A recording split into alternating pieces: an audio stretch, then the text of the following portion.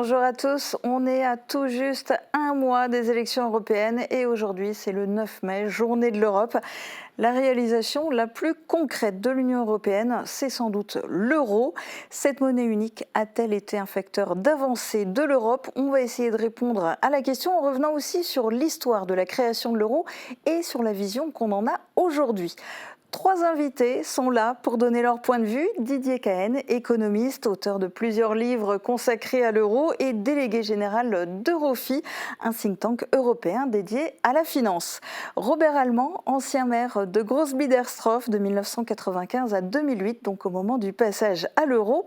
Et Nicolas François, élève de première au lycée franco-allemand de Sarrebruck et lauréat du concours Génération Euro. Merci à tous les trois de participer à cette émission.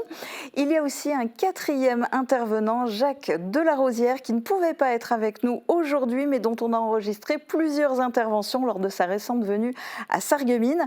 De 1987 à 1993, il était gouverneur de la Banque de France, donc au moment de la création de l'euro. Je vais le laisser lui-même détailler son rôle. J'ai donc fait partie du comité des gouverneurs de banque centrale des pays européens qui a été chargé de jeter les bases d'une banque centrale européenne. Donc j'ai eu un rôle important et direct. Nous étions tous les gouverneurs des banques centrales aspirant à l'euro ensemble dans un comité qui était présidé par Jacques Delors. J'étais donc un d'entre eux.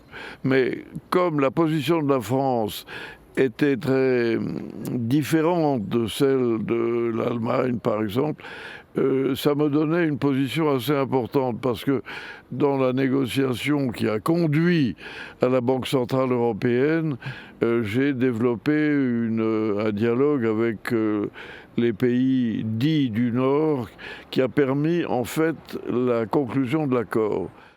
Mais on va remonter encore plus loin dans l'histoire. Avant l'euro, il y avait l'écu. Didier Cahen, ce n'était pas une monnaie sonnante et trébuchante, mais c'était déjà un système monétaire européen. Tout à fait. Alors peut-être, je crois que si on remonte dans l'histoire, il faut repartir d'août 1971, c'est l'ébranlement du système de Bretton Woods et la disparition de la discipline de change. Et l'Europe fait tout de suite le choix de la coopération monétaire plutôt que de laisser fluctuer et flotter ses monnaies. Alors c'est la création du serpent monétaire qui donnera ensuite naissance, sous la houlette du président Valéry Giscard d'Estaing et du chancelier allemand Helmut Schmidt, à la création du système monétaire européen en 1979, dont l'écu est, je dirais, le pivot du système. Alors effectivement, à partir de 1979 jusqu'à le traité de Maastricht jusqu'en 1992, il y a beaucoup de phénomènes qui vont se dérouler, dont le rapport Delors, dont Monsieur Jacques Delarosière rappelait l'existence, la chute du mur de Berlin, l'Allemagne qui veut ancrer définitivement ce pays en Occident et dans la zone européenne et dans une zone monétaire unifiée. Et pour revenir à l'écu, oui, l'écu était, on parlait de deux usages à l'époque dans les années 80, de l'usage public qui servait essentiellement pour les banques centrales et l'usage privé. Et effectivement, j'ai fait mon doctorat sur l'usage privé de l'écu, de ce panier de monnaie, puisque c'était le panier des monnaies qui participaient au système monétaire européen. On a essayé de développer son usage privé, son rôle commercial, avec un certain succès, je dois dire. Mais de là en faire une monnaie unique, c'était un saut qu'on ne pouvait pas faire. Et ce saut va finalement se faire à partir du rapport Delors, du traité de Maastricht qui est signé et ratifié par les pays membres dès 1993. Alors, il y a encore à ce moment-là, je dirais, une spéculation monétaire en 1992-93 qui aurait pu faire échouer tout le dispositif, malgré ce traité de Maastricht. Mais grâce à la convergence économique franco-allemande, certes, certaines monnaies vont sortir du système monétaire européen, comme la livre sterling, la pesette, les scudo, etc. Mais compte tenu de la convergence économique et budgétaire en termes d'inflation et de budget entre la France et l'Allemagne, Je veux dire, le système va tenir et la spéculation va finir en 1993 par disparaître avec l'élargissement des banques de fluctuation du système monétaire européen. Et progressivement, va se mettre en place graduellement l'introduction de l'euro. Les chefs d'État et de gouvernement considéraient que l'écu, ça avait un sens en allemand, du coup, la vache, bon, ça sonnait mal pour les Allemands. Giscard d'Estaing qui proposait l'écu, on s'est entendu sur l'euro, et l'euro va progressivement se développer pour naître en 1999. Oui, justement, parce que c'est vrai, on dit souvent l'euro a fait son apparition dans les poches des citoyens le 1er janvier 2002, mais en réalité, ça faisait déjà 3 ans que l'euro existait, en tout cas sous sa forme scripturale, avec par exemple, vous vous en souvenez sans doute, les extraits bancaires qui étaient déjà dans les deux monnaies, exprimés donc à la fois en francs et en euros. Et donc la date de naissance officielle de l'euro, c'est le 1er janvier 1999. La monnaie unique européenne fête donc cette année son quart de siècle. Robert Allemand, vous, en tant qu'habitant déjà d'une zone frontalière, qu'est-ce que ça a représenté pour vous personnellement l'arrivée de l'euro ?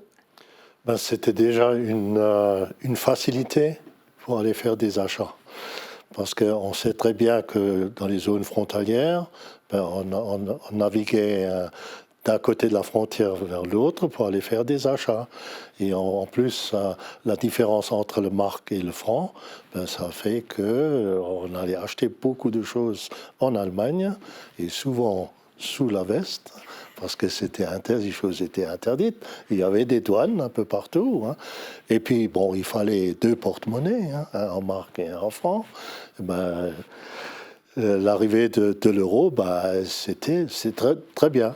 Très bien. Particulièrement simplifié la vie en zone frontalière. En zone frontalière spécialement, oui, oui. Mais alors vous, dès le début, vous deviez être absolument convaincu par l'euro parce qu'en tant que maire, vous avez fait plusieurs choses très symboliques mais très fortes. Racontez-nous. Effectivement, au moment de la mise en place de la monnaie unique, les enfants de nos écoles, les écoles de Groesbeek, ont souhaité baptiser une rue ou une place du nom de l'euro au moment de l'arrivée de la monnaie unique. J'ai soumis ce projet au conseil municipal qui a été d'accord tout de suite, et puis j'ai trouvé cette idée géniale, donc on a accepté, et puis donc il restait à créer la place du coup.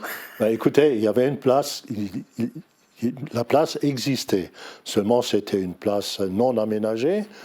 Et puisque cette place se trouvait justement à l'entrée de l'ancien pont international qui reliait donc la France à l'Allemagne. Et sur ce pont, dans le temps, il y avait bien sûr des douanes. Et puis, on encaissait un péage sur ce pont. Et donc, de ce fait, c'était l'endroit idéal. Et effectivement, c'est pour ça que ce choix a été fait à cet endroit-là. Alors, on a plein d'images pour illustrer cette place de l'euro avec la fontaine au milieu. Fontaine qui est carrément une pièce. Oui, effectivement. Alors, bien sûr, après le baptême, après avoir dénominé cette place, donc on va peut-être faire les choses dans l'ordre. J'ai rassemblé toutes les écoles avec en plus les directeurs d'école, le conseiller général à l'époque et puis le maire. Et donc j'ai donc distribué à tous les élèves un petit sachet avec les premières pièces, les premières monnaies en euros. Voilà. Les toutes premières pièces, ils devaient être super contents, super fiers, les enfants. Ça a été comme à chaque baptême, donc on distribue des trajets. Donc moi j'ai mis dans mon discours que effectivement, en guise de trajet, vous aurez un sachet avec des pièces de monnaie en euros. Et la place aujourd'hui qui continue d'être finalement un peu la place centrale, puisqu'elle permet aussi d'aller prendre le tram du côté allemand. Oui, donc cette place a été aménagée par la suite. Et donc, toujours pour rester dans l'esprit euro, donc on a fait fabriquer une fontaine. Donc c'est une réplique exacte d'une pièce de 1 euro, sauf d'un diamètre de 2,40 m. Et donc cette fontaine se trouve au milieu de la place. Et puis elle est toujours encore en service. Et puis il y a l'eau qui coule, comme on dit. Et puis effectivement, par la suite, il y a eu c'est la Saarbahn qui a été mise en service, qui a relié Saarbrück à Sarreguemines. De ce fait, on a dévié la ligne de bus Sarreguemines-Forbach qui passe devant la place de façon à ce que les gens qui puissent aller prendre le tram qui se trouve juste de l'autre côté du pont de l'Amitié. Donc c'est un pont piéton. Alors on a aussi posé la question de qu'est-ce qu'a représenté la création de l'euro à celui qui était à l'époque le gouverneur de la Banque de France. Voici sa réponse. C'était une entreprise très importante parce il s'agissait de créer une monnaie unique pour plus de 300 millions d'habitants et c'est devenu la deuxième monnaie du monde après le dollar. Donc c'était quand même un phénomène important que l'on créait ainsi. Voilà ce qui m'a frappé. Didier Cahen, vous qui avez fait toute votre carrière dans les hautes sphères de la finance et de l'économie, quelles étaient vos fonctions à l'époque de la création de l'euro ? À l'époque, j'étais consultant pour la Commission européenne jusqu'en 2002 et j'aidais depuis 1995 les entreprises, les banques à se préparer à ce changement. Moi, le 4 janvier 1999, ça représente un peu l'aboutissement d'une quinzaine d'années de ma vie, puisque j'ai fait mon premier mémoire sur l'usage privé de l'écu. À l'époque, dès 1986, je suis parti après stagiaire à la Commission européenne, et puis j'ai fait mon doctorat que j'ai soutenu à la veille de la chute du mur de Berlin en 1989 sur l'usage privé de l'écu. Et donc j'ai continué en étant consultant pour la Commission européenne. J'ai participé à ce qu'on a appelé le livre vert sur les modalités pratiques de l'introduction de la monnaie unique, qu'est-ce qu'il fallait bien se préparer pour les administrations nationales, les entreprises, les banques, les citoyens. Donc il y a eu tout ce travail préparatoire auquel j'ai participé à la fois à la Commission européenne et aussi, je dirais, au quotidien à Paris avec les banques, les entreprises, et pour préparer un peu tout ce changement. Et le 4 janvier 1999, c'est aussi la naissance de mon fils. Donc l'anecdote, c'est que j'étais invité à participer à l'ouverture de la bourse qui ouvrait en euros le 4 janvier 1999 et je n'ai pas pu me rendre avec Dominique Strauss-Kahn à cette ouverture et je me suis rendu à la maternité. Voilà. Oui, puis vous le disiez, vous avez participé à la rédaction du livre vert, mais il y a aussi eu des ouvrages plus grand public, si je peux dire, et notamment ce livre. Et ce n'était pas le seul. Non, ce n'était pas le seul à l'époque, mais je dois dire qu'ayant été à la Commission européenne et travaillant là-bas, j'avais quand même accès à un certain nombre de documents et l'activité que je menais aussi parallèlement comme consultant sur l'introduction de l'euro ont permis à ce livre d'être vendu à plus de 10 000 exemplaires, ce qui à l'époque m'a permis de changer de voiture, donc c'était déjà pas si mal à l'époque.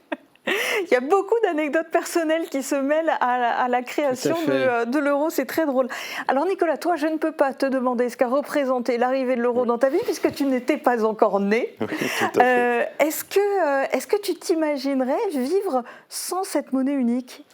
Alors bien difficilement en fait, j'ai eu la chance de voyager un peu partout dans le monde et donc j'ai connu la souffrance et le problème des taux de conversion et des multiples porte-monnaies, d'ouvrir son porte-monnaie et de ne pas savoir avec quelle pièce on va payer. Et donc franchement, c'est, je pense en tant que frontalier, puisque j'habite en France et je suis scolarisé en Allemagne, vraiment une chance pour les gens de mon époque, indépendamment du côté financier, juste du côté de la simplicité en fait, du gain de temps et du gain d'énergie, de ne pas avoir plusieurs porte-monnaies comme le disait mon collègue à gauche. C'est vraiment un outil qui nous facilite la vie. On n'a pas besoin de se dire 1 euro, 1 franc. Donc en France, ça nous achète une demi-baguette. En Allemagne, par exemple, on sait que c'est plus ou moins standardisé des deux côtés et c'est assez cohérent. Donc on n'a jamais connu ce souci, en fait, vraiment. Oui, je te confirme, parce que moi j'ai été dans cette situation au collège en étant à Sarrebruck, et oui, il y avait 2 porte-monnaies, il n'y avait pas encore de téléphone portable, il n'y avait pas encore le tram, c'était plus compliqué. Tu as la chance de pouvoir en profiter et tu as l'air d'en être conscient. Et vous, Robert Allemand, est-ce que vous vous imagineriez aujourd'hui vivre sans l'euro ? Non, pas du tout.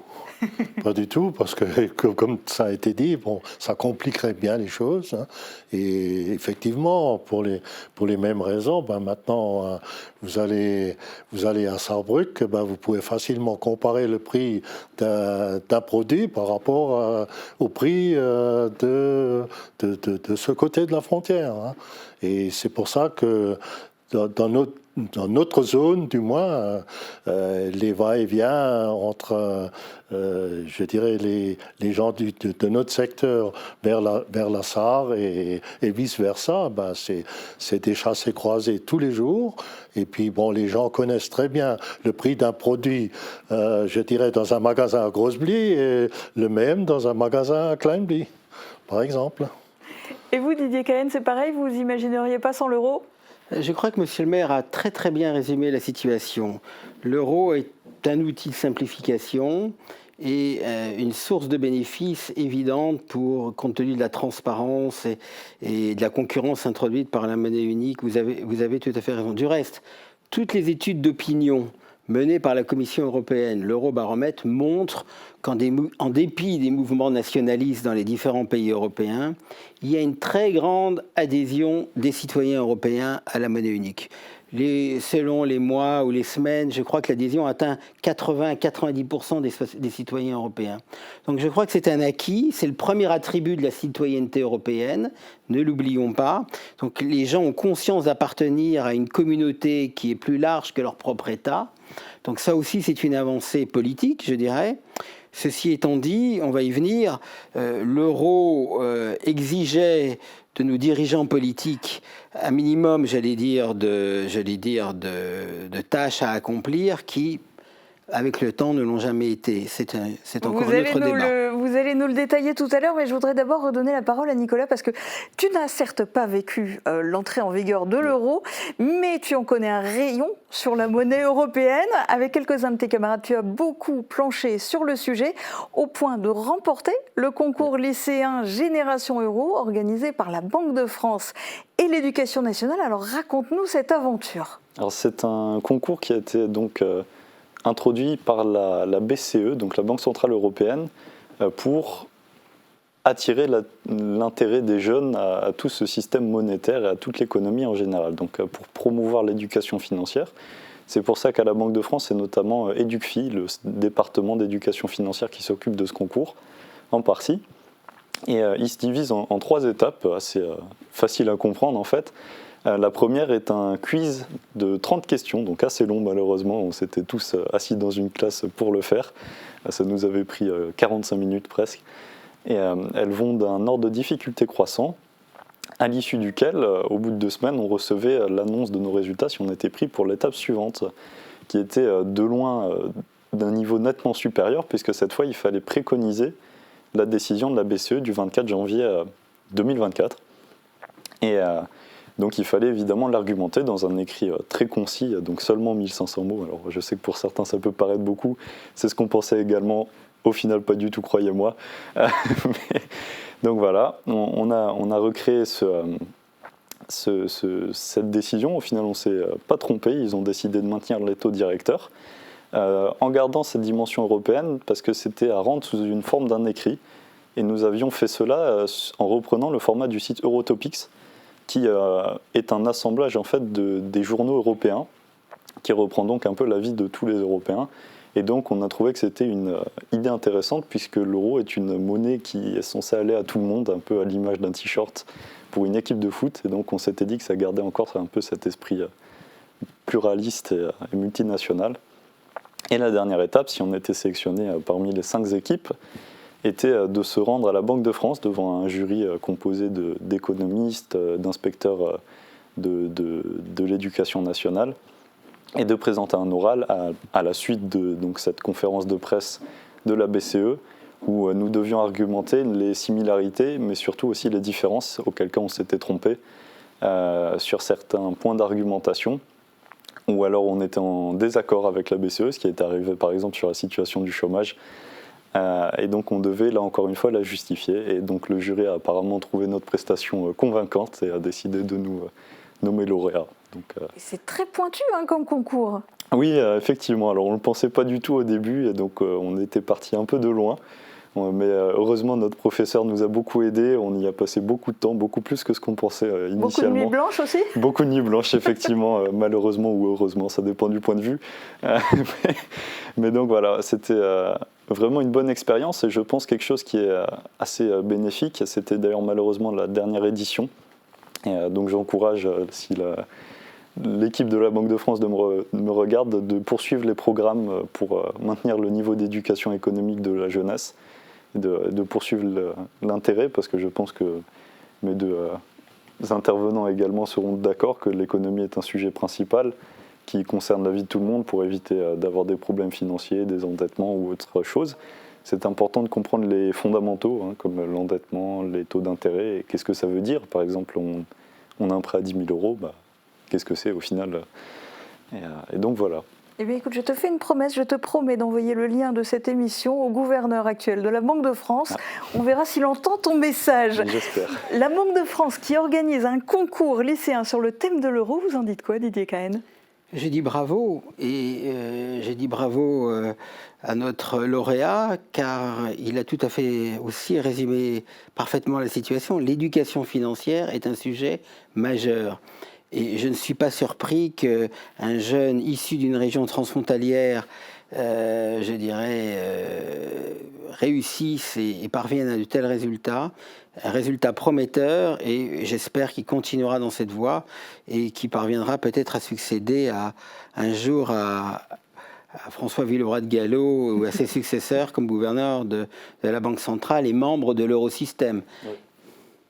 Et ça fait partie aussi de la manière que tous les citoyens aient conscience de l'euro, de l'importance que ça peut avoir. Vous le disiez tout à l'heure, dans les sondages, ils sont tous favorables à l'euro.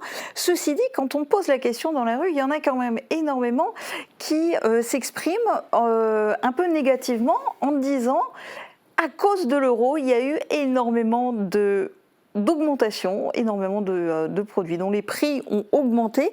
Est-ce que vous comprenez ce sentiment et qu'est-ce que vous leur répondez ? Alors, je leur réponds qu'ils ont partiellement raison et partiellement tort. Tort parce que je dirais l'objectif même de la Banque Centrale Européenne, c'est de maintenir la stabilité des prix, c'est-à-dire d'une inflation qui tourne autour de 2%.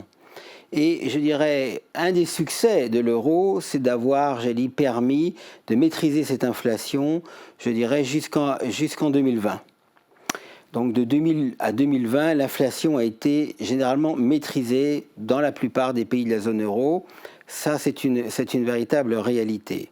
En revanche, compte tenu de la politique monétaire suivie déjà depuis 2014-2015 de Mario Draghi, qui a utilisé des outils non conventionnels en termes de politique monétaire, la masse monétaire a grossi au cours de cette année, et avant même la guerre en Ukraine, les prix ont commencé à monter brutalement. Et donc, durant la période 2020 jusqu'à presque à aujourd'hui, on constate évidemment une inflation qui s'est véritablement développée en Europe, atteignant jusqu'à plus de 10%. Donc, les gens ont raison de dire qu'on a eu une inflation majeure ces dernières années. Mais cette inflation reflue et elle est tendance à revenir vers les 2%. Et je dirais que l'un des acquis tout de même de l'euro, c'est d'avoir globalement sur 25 ans, maîtrisé, cette lutte contre l'inflation. Et on a eu en général une inflation autour de 2% en moyenne dans la zone euro. Donc cet objectif et cette promesse ont été respectés. Robert Allemand, vous, 25 ans après sa création, quel est le regard que vous portez sur l'euro et sur son évolution ? Disons, pour continuer un peu dans le thème de ce qui vient d'être dit, il y a des gens qui n'approuvent pas trop parce qu'ils trouvent que tous les prix ont augmenté. Mais ça se comprend parce que je me souviens très bien qu'à un moment donné, je dirais en francs, la baguette, notre baguette française, coûtait 1 franc. Et très rapidement, elle a coûté 1 euro après. Et il y en a beaucoup qui disaient ça au moment du passage à l'euro, et pas spécialement pour l'inflation de là, ces toutes dernières années. Oui, oui. Mais bon, maintenant, concernant l'inflation ou la variation des prix ou autre de ce qui se passe maintenant, donc ça, je dirais, ça ne se perçoit plus très bien au niveau d'un pays par rapport à un autre. Je dirais que le citoyen, le citoyen lambda, il comprend pas. Nous-mêmes, on comprend pas très bien ces évolutions monétaires par rapport à ce qui se discute à Bruxelles et ce qui se pratique sur les terrains. Mais je dirais que en ce moment, il y a très peu de problèmes vraiment ou de discussions à ce niveau-là. Ça, c'est mon avis. Nicolas, toi, dans ton concours, tu devais prévoir la décision, mais est-ce que du coup, tu as aussi potassé le passé? Est-ce que tu as un commentaire à faire sur l'histoire le quart de siècle de l'euro? Oui, alors ça reprend un peu l'avis de Monsieur le maire et Monsieur Cahen. En tant que non initié à toute l'économie au début, on entendait souvent qu'on avait toujours un peu cette conception des décisions de politique monétaire comme quelque chose d'un peu magique, quelque chose inaccessible au commun des mortels. Mais en reprenant toute l'histoire de l'euro et en reprenant beaucoup des décisions sur les dernières années, on se rend compte qu'en fait, en général, ils ont fait un assez bon travail compte tenu de la difficulté de la situation entre la crise du Covid ou autre, et que c'était souvent très bien fondé. Alors ça nous a beaucoup surpris, parce qu'on se disait, bon, peut-être qu'ils font un peu n'importe quoi des fois, ou alors ils se trompent, mais en réalité, c'était assez souvent très cohérent. C'est assez difficile pour l'euro, je pense que là, mes deux collègues seront d'accord. C'est difficile d'avoir une monnaie unique qui convient véritablement à tout le monde. Alors c'est évidemment pas possible, il y aura toujours des avantagés, des désavantagés. Mais si on regarde la moyenne, au final, comme l'a dit M. Cahen, l'objectif est quand même véritablement atteint en grande majorité. L'inflation reste assez proche de ces 2% qui sont visés. Et donc la BCE a fait quand même un assez bon travail. Lui qui a contribué directement à la création de l'euro, Jacques de la Rosière, on lui a lui aussi posé la question du regard qu'il avait sur l'évolution de l'euro. Ce qui ressort de cette expérience, à mon avis, c'est que l'hétérogénéité, les différences dans les politiques économiques, les résultats économiques, les destinées économiques et sociales des pays qui participent à l'euro sont très diverses. Et l'absence d'une politique unique en matière de budgétaire, par exemple, a facilité à créer cette hétérogénéité, l'a aggravée. Et nous avons donc affaire à une monnaie qui est une monnaie importante, mais qui est une monnaie qui n'est pas contrebalancée par une gestion commune de ce qu'on appelle la macroéconomie, c'est-à-dire de l'économie, la politique économique. Et donc c'est un système qui est voué à des problèmes, parce que vous avez des pays qui sont plus tentés par l'inflation, d'autres pays qui sont moins tentés par l'inflation, et il y a une monnaie unique, avec un taux d'intérêt unique pour tout le monde, alors que les situations sont très diverses. Et cette situation que je décris porte en elle des déséquilibres très importants, voire explosif.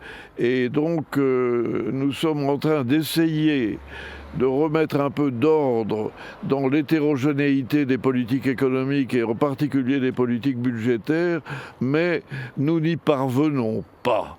Alors, le diagnostic que je pose est prudent, mais il n'est pas très favorable. Didier Cahen, vous partagez cette réflexion ?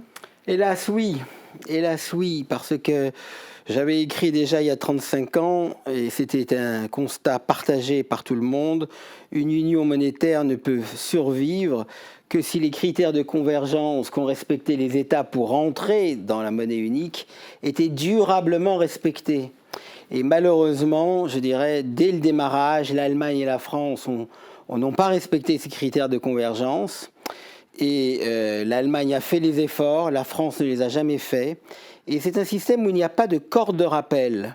C'est-à-dire que le gendarme, qui est la Commission européenne, n'a finalement pas été capable de mettre en œuvre les règles qu'on avait décidées, dites du pacte de stabilité et de croissance, c'est-à-dire un déficit budgétaire limité à 3% de la production nationale et un endettement limité à 60% de la production nationale. Ces critères, en particulier en France, n'ont quasiment jamais été respectés au cours de ces 25 dernières années. Et donc, on a laissé filer nos déficits, nos endettements publics, non pas à cause de l'Europe, mais à cause d'un manque d'Europe.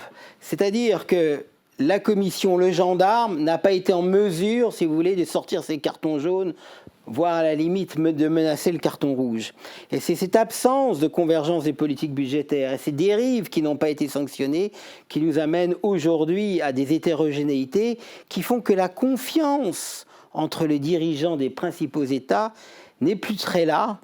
Elle est plutôt absente et elle nous empêche d'avancer vers plus d'Europe. Et ça, c'est une situation qui est quand même assez préoccupante. J'ajoute qu'au-delà de ces problèmes, l'euro, comme le disait Jacques de la Rosière, étant une moyenne par définition, les pays les plus industrialisés ont été assez favorisés. Pourquoi ? Parce que la monnaie était moins forte qu'elle aurait été si les Allemands avaient gardé le Deutschmark, les Néerlandais le florin, etc. Donc ils ont une monnaie sous-évaluée de 20%, ce qui a renforcé leur capacité d'exporter. Et des pays comme l'Italie ont vu leur monnaie moins se déprécier, mais ont eu des problèmes de compétitivité. Donc les plus riches sont devenus un peu plus riches, et ceux qui étaient un peu moins riches ont du mal à se rattraper. Et donc vous avez, comme le disait Jacques de la Rosière, c'était des régionalités économiques, des spécialités industrielles différentes, et qui posent des difficultés. Alors je reviens une seconde à ce que disait Nicolas. La politique monétaire, face à tout ça, on avait normalement une banque centrale indépendante, et compte tenu de ces dérives budgétaires, elle est un peu contrainte, aujourd'hui c'est ce qu'on appelle la fiscale dominance pour les spécialistes, mais elle est un peu contrainte d'intervenir dans le domaine budgétaire, et c'est un peu elle qui maintient l'édifice artificiellement, car il faut bien le reconnaître, si elle n'intervenait pas, on retrouverait aujourd'hui des différences de taux d'intérêt entre l'Allemagne et l'Italie assez importantes, et je dirais que l'existence même de l'euro risquerait même d'être mise en jeu. Alors j'en arrive justement à la question qui est au cœur de cette émission. Robert Alban, à vos yeux, l'euro a-t-il été un facteur d'avancée de l'Europe ? Enfin, moi, en tant que citoyen, moi je dirais oui. Oui, parce que j'entends bien tout ce qui se dit, mais vous êtes des experts dans la finance, hein, alors que le citoyen, lui, il ne comprend pas ces choses. Pourquoi ? Parce que il n'est pas au courant, il ne connaît pas toutes ces sphères dans les hautes finances. Mais je dis comme ce que j'ai dit tout à l'heure, le fait que nous ayons maintenant une monnaie unique, ça facilite énormément la vie des citoyens. Hein. Je voulais rajouter tout à l'heure, j'ai parlé des prix des matières d'un pays à l'autre, mais là où c'est encore plus significatif, c'est quand vous allez en vacances. Hein, je me rappelle que par le passé, vous vouliez aller dans un autre pays, hein, il fallait 8 à 15 jours ou 3 semaines pour obtenir la devise du pays où vous vouliez vous rendre, alors qu'aujourd'hui, vous pouvez utiliser la même carte bancaire en Italie comme en Espagne, comme en France, ou comme dans d'autres pays. Hein. Mais enfin, tous ces phénomènes financiers, tout ce que vous venez de relater, je dirais, nous, citoyens, on n'y comprend pas grand-chose, il faut être honnête. Hein. Mais bon, nous, à partir du moment où on peut vivre aussi facilement par rapport aux échanges dont nous avons besoin pour vivre, pour nous déplacer, pour acheter, moi je trouve que c'est quand même une facilité énorme. Hein. Et ça, c'est du concret pour les citoyens. Et toi, Nicolas, qu'en dis-tu? L'euro, facteur d'avancée de l'Europe? Je pense oui. Alors, je suis né en plein dedans, comme vous l'aviez dit au début, étant assez jeune encore pour le moment. Et à mon sens, c'est pour moi, je pense, quand même un élément qui a été assez important. Alors peut-être que c'est vrai que d'un côté financier, ça a beaucoup changé de choses. Mais du côté du citoyen, c'est quand même vraiment un gain, parce que ça permet une cohésion, surtout nous, ici, on est frontaliers. Donc si on a, par exemple, quelque chose à rembourser à un ami qui est du côté allemand, comme l'a dit le maire, monsieur le maire, on n'a pas besoin d'attendre 15 jours pour faire une demande de devise. On peut juste lui donner des euros, il pourra le payer dans son globus à côté, et nous, on pourra le payer chez un Super U. Ça reviendra à la même chose. Et donc, c'est vraiment un élément de rapprochement aussi un peu politique, ou même juste du quotidien des gens, parce qu'avant, c'était assez différent. On était un peu tous séparés par cette monnaie, parce que ça reste un frein à l'interculturalité des gens, au mélange des peuples, aux vacances, aux voyages. Et donc, ça permet vraiment, pour moi, un progrès. Alors peut-être effectivement sur le côté financier moins, mais dans la vie courante, oui. Je vous propose d'écouter aussi la réponse de Jacques Delarosière. Oui, ça a été un facteur d'avancée en ce sens que ça a stabilisé la position monétaire des pays du sud de l'Europe qui étaient enclins à plus d'inflation, à plus d'attraction par la politique de la demande intérieure. Alors ces pays ont bénéficié de l'euro parce que s'ils avaient été laissés à eux-mêmes, leur monnaie aurait faibli. Et la monnaie unique, elle ne faiblit pas, c'est une moyenne. Et donc, ils ont été protégés contre des dévaluations excessives qui sont toujours nuisibles à la population parce qu'elles réduisent le niveau de vie. Ils ont été protégés contre ça par une monnaie plus stable. Mais c'est au prix d'une moindre compétitivité de leur part. Et c'est au prix aussi d'une plus grande compétitivité de la part des pays du Nord, et en particulier de l'Allemagne. Donc c'est un diagnostic assez mélangé.